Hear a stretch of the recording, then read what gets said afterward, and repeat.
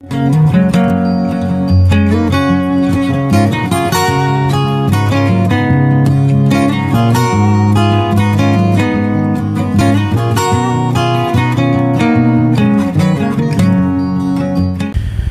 kawan-kawan, selamat petang. Kita bertemu lagi di rancangan di Keluangan bersama Knowledge Mitch ini pada 3 hari bulan 9 ini. Seperti yang kita tahu, dari tengah hari tadi hujan dan banyak kawasan yang dinaiki air dan ada yang sudah banjir. Sungai-sungai pun sudah melimpah. Jadi stay safe everyone dan ambillah tindakan yang sewajarnya ya, untuk mengelakkan benda-benda yang tidak diingini berlaku lah.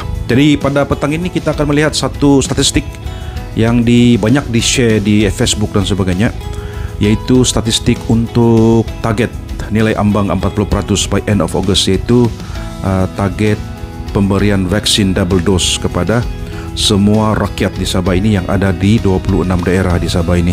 Seperti yang kita nampak di sini, adult population yang perlu diberikan vaksin adalah 2,75 juta lah.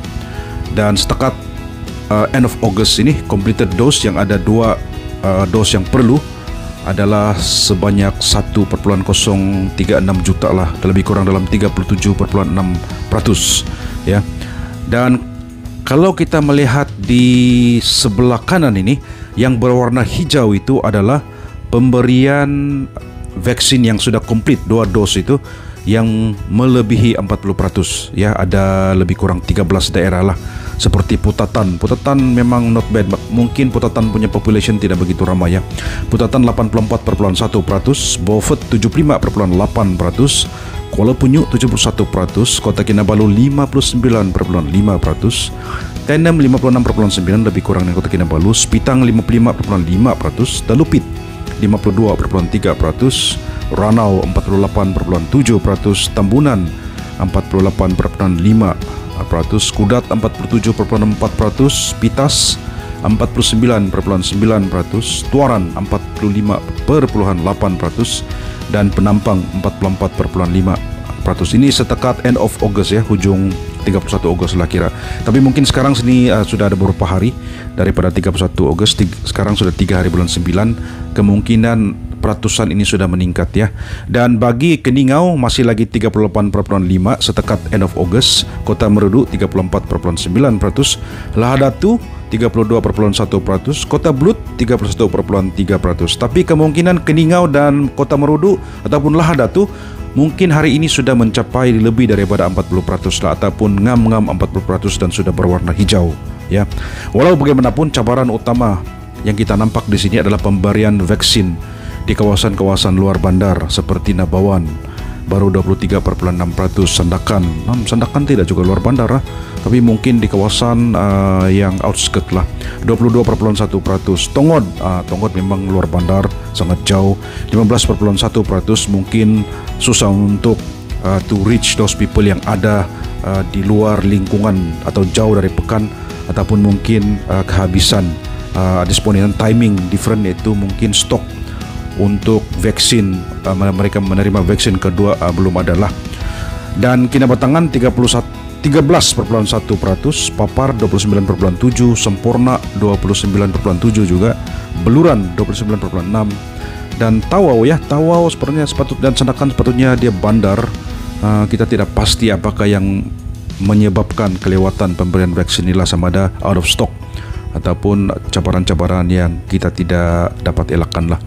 Jadi jika kita dapat mencapai nilai ambang, contohnya 80% by end of Oktober, bermakna akan lagi banyak kegiatan ekonomi boleh dibuka, tempat-tempat pelancongan boleh dibuka, yaitu green to green, dan juga lagi ramai consumer ataupun people will be able to travel. Kalau ada SOP yang membenarkan double doses boleh melawat tempat ini, cuma double dose yang boleh melawat tempat ini, dan juga pekerja-pekerja yang ada di kawasan eko pelancongan itu ataupun resort semua pun complete vaksin, yaitu 2 dosis. Jadi senang untuk kita mulakan ataupun mangkinkan aktiviti pelancongan ini. Kita berharap pada end of August ataupun end of Oktober sekurang-kurangnya 60% ataupun 80% kalau bagus, kalau lah sampai 100% lagi baguslah untuk semua yang 2,758 juta ini dapat divaksin sepenuhnya ataupun menerima 2 dos itulah.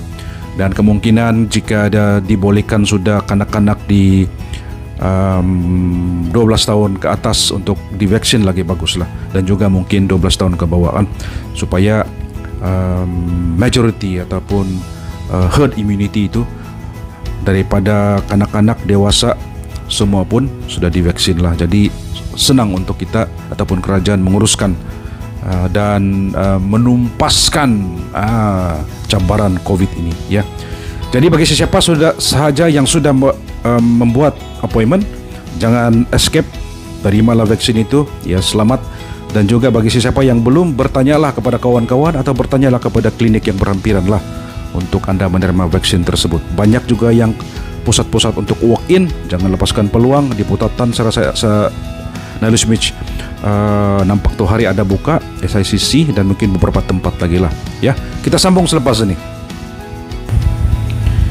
Ya, kita sambung lagi. Dan bagi siapa sahaja yang berada di luar bandar yang mungkin ada kesulitan untuk pergi ke tempat vaksin ini, maybe bolehlah berjumpa mungkin dengan JPKK Ketua Kampung ataupun rakan-rakan yang mempunyai kenderaan lah. Jadi usahakanlah untuk mendapatkan vaksin itu in every opportunity yang adalah, sama ada walk-in ataupun yang sudah ada register di MySejahtera.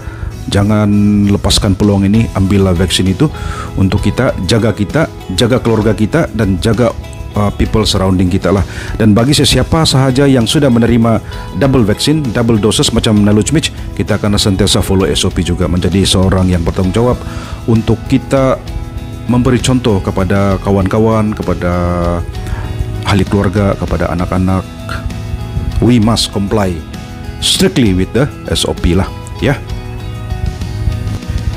Ya, kita sambung lagi. Dan Nalus Mitch berharap agar pada end of September ini banyak lagi petak-petak di sebelah kanan ini yang menjadi hijau, dan bagi end of October maybe sudah ada 60% ataupun 70%, dan end of November maybe sudah 80%. Itu yang kita harapkanlah. Dan terima kasih kepada semua frontliner, kepada semua volunteer, kepada semua sukarelawan yang bertungkus-lumus membantu di pusat-pusat vaksin tanpa tanpa merasa tergugat.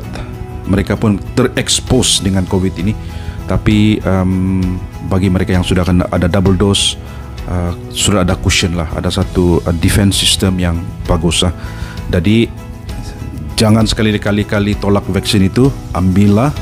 Sekali lagi Nalus Mitch sarankan, ambil, take the vaccine to protect ourselves, to protect our family, and to protect the people surrounding us. So thank you for listening. Don't forget to subscribe. Kita akan melihat bagaimana update yang seterusnya. Semoga ujung bulan 9 ini sudah mencapai mungkin 70% ambang untuk divaksin. Nalus Mitch, take care. God bless. Bye for now.